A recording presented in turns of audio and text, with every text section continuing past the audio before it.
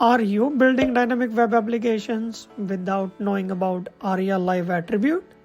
If yes, then you are missing out on the opportunity to inform your screen reader users about the dynamic changes happening on the page. But wait a second, what are dynamic applications? Dynamic applications are the ones that update the page content without reloading the web page. A common example would be updating live cricket score.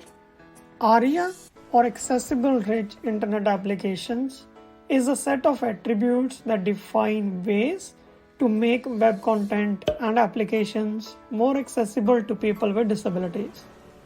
ARIA-Live attribute is used to define regions of a web page that are live and should be announced by a screen reader when there are updates or changes happening dynamically. Imagine a scenario where a user is on a live cricket scores website.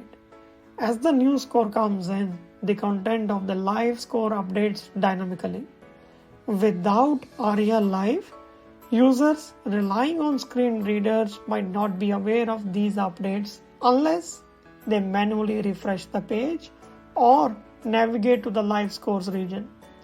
However, by implementing the ARIA-Live attribute appropriately, developers can ensure that screen reader announce these updates as they occur, providing a more seamless and inclusive user experience. 3 ways to implement the ARIA-Live attribute are: number 1, ensure that the ARIA-Live attribute is present within the DOM and ARIA-Live region is empty on page load. And you are simply using JavaScript to inject the content into the region with the ARIA-Live attribute. This is one of the most common ways of implementing ARIA-Live attribute.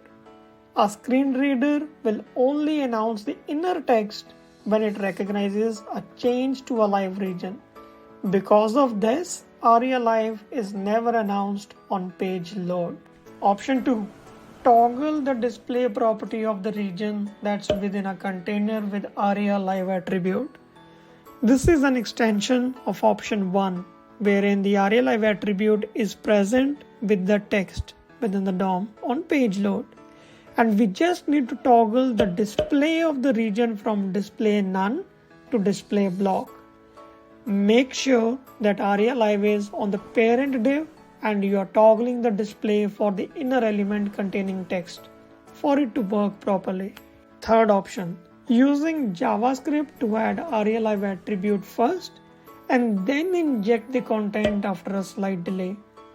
A delay will provide sufficient time for accessibility tree to get refreshed and allow a screen reader to then read the injected content. Developers needs to experiment with the duration of delay before injecting the text because accessibility tree needs to be refreshed to register the newly added ARIA-Live attribute. ARIA-Live attribute serves as a valuable tool for ensuring that dynamic content is accessible to all users, including those relying on screen readers.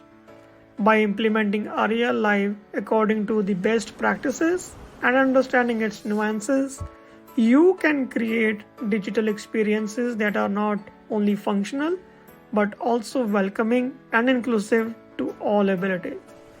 Do like, share and comment on this video to help your fellow developers to make inclusive experiences.